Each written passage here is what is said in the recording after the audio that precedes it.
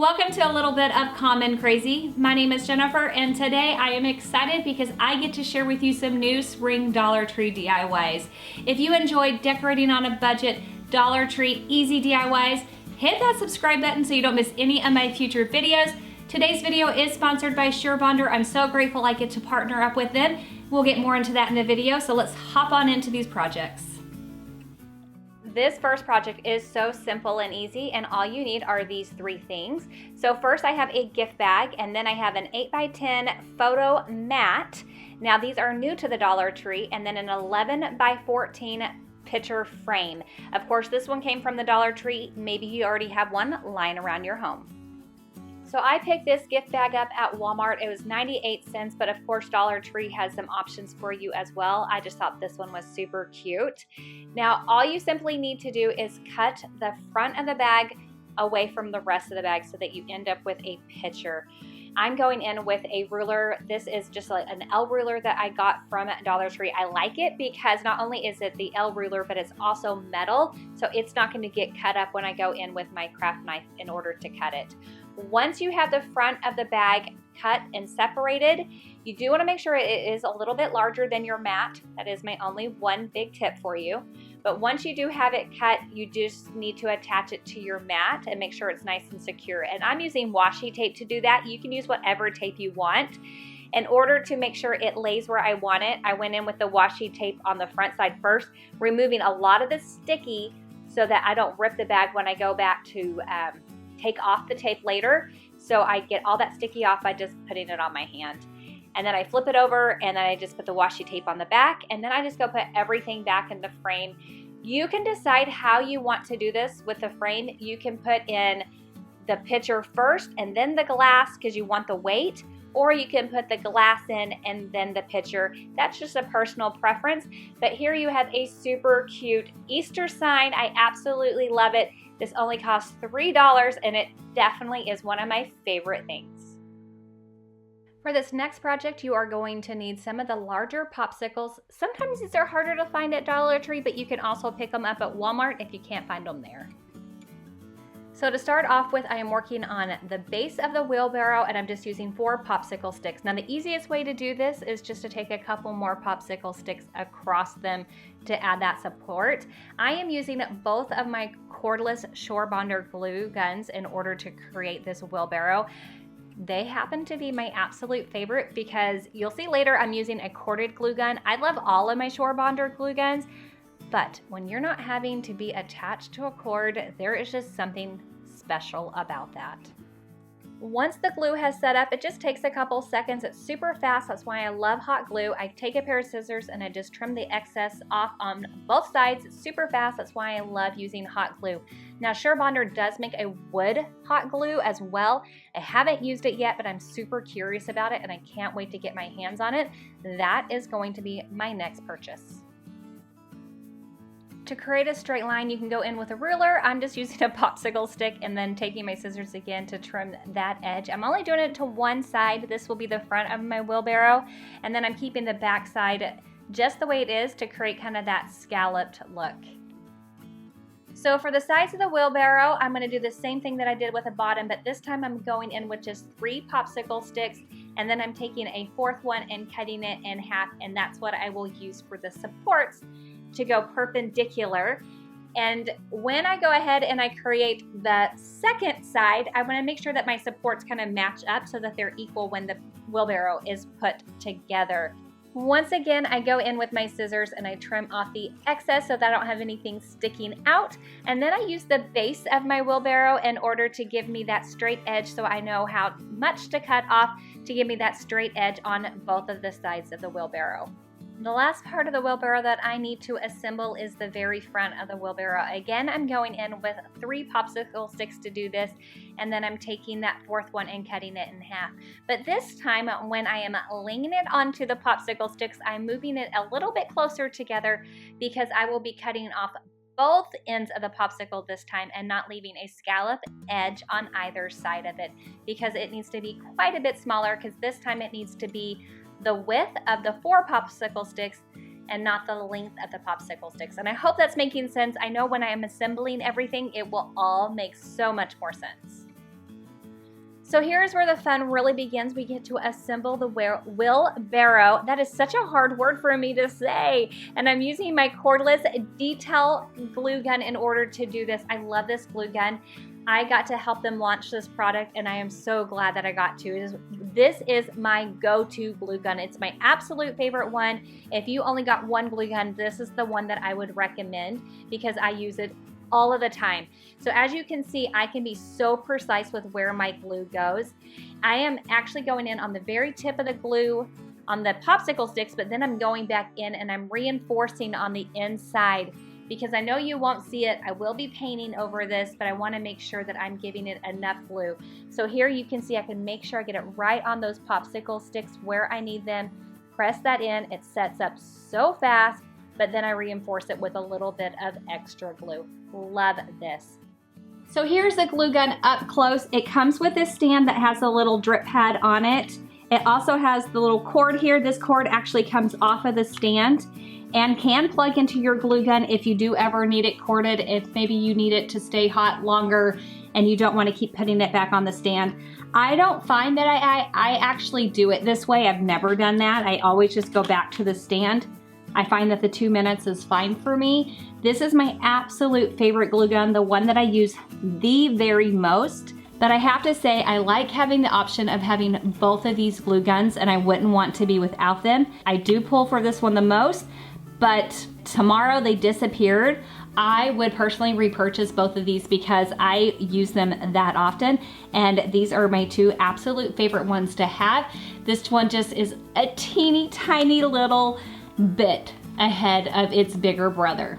So to finish off this project, I will also be using 3 dowels. I picked up this puzzle from the Dollar Tree, and I'm going to be using the little wooden circle pieces, or actually just one of them, and then a couple of these little wooden pieces that I got from the little tumbling tower set that you can get from Dollar Tree. Take one of your wooden dowels and go ahead and cut that in half however you want to. If you can get a saw from the Dollar Tree, I will tell you that it will take you a little bit of sweat and tears possibly in order to use it, but it will get the job done.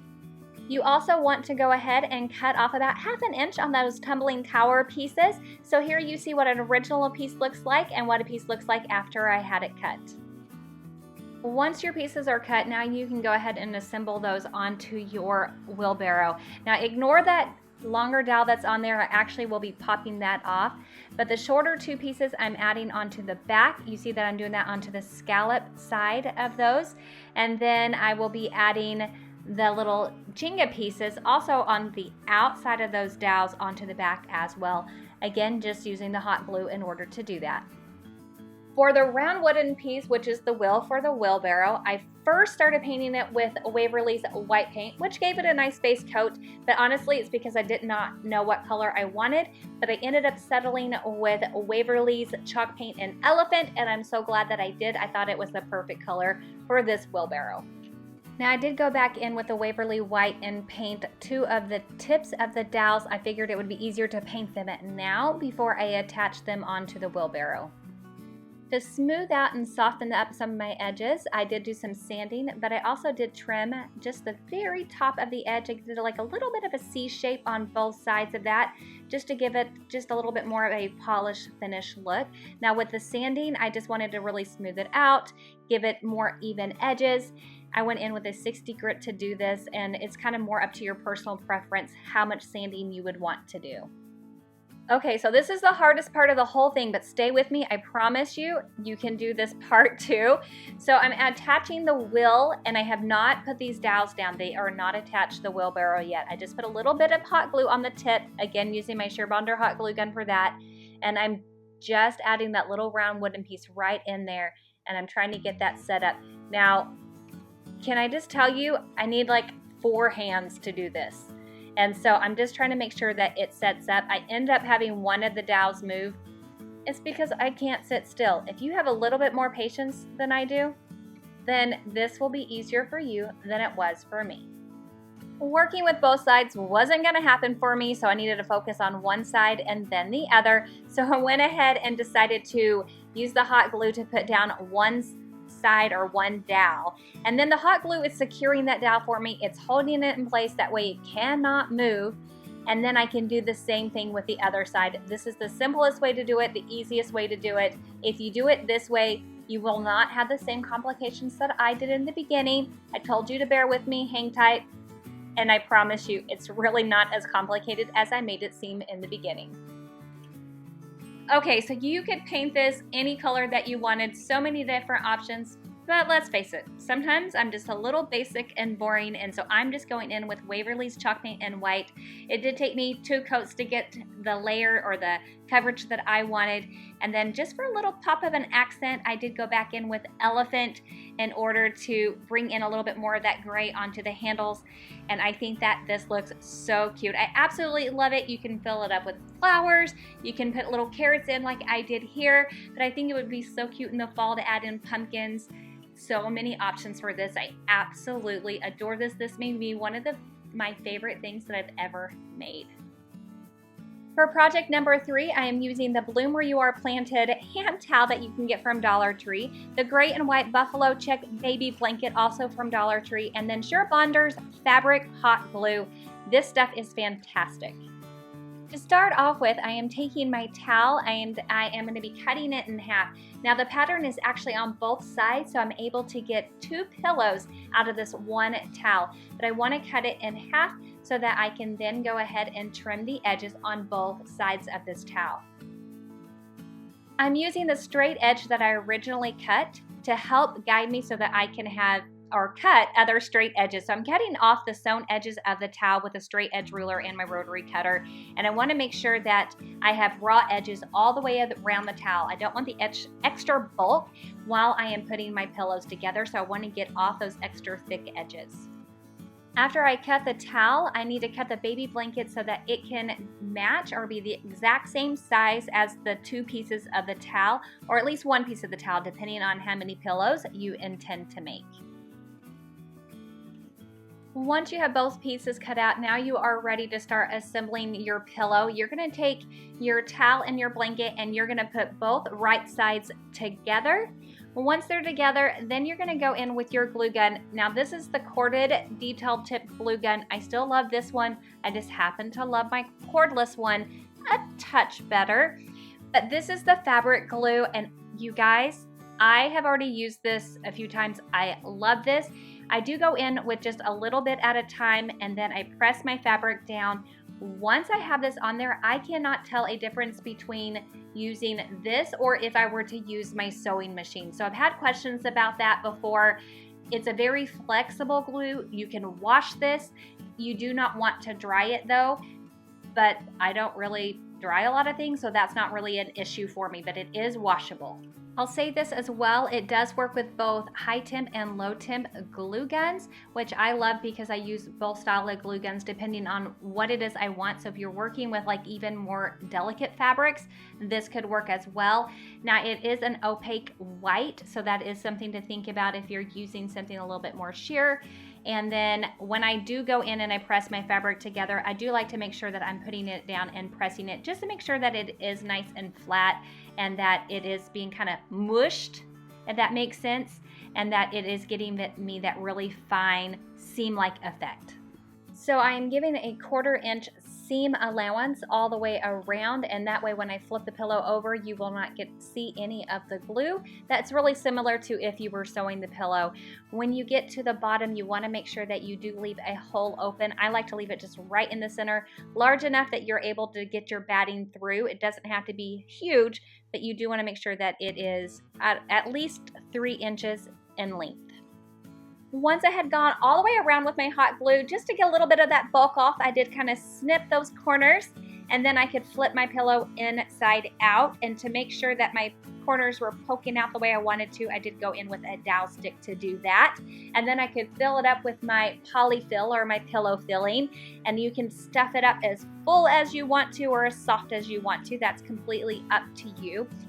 Once your pillow is all filled up, then you can use your hot glue gun in order to close it off. So I'm going in with these clips that I got from Dollar Tree to help me hold onto my pillow because I don't have 1,000 fingers to do that.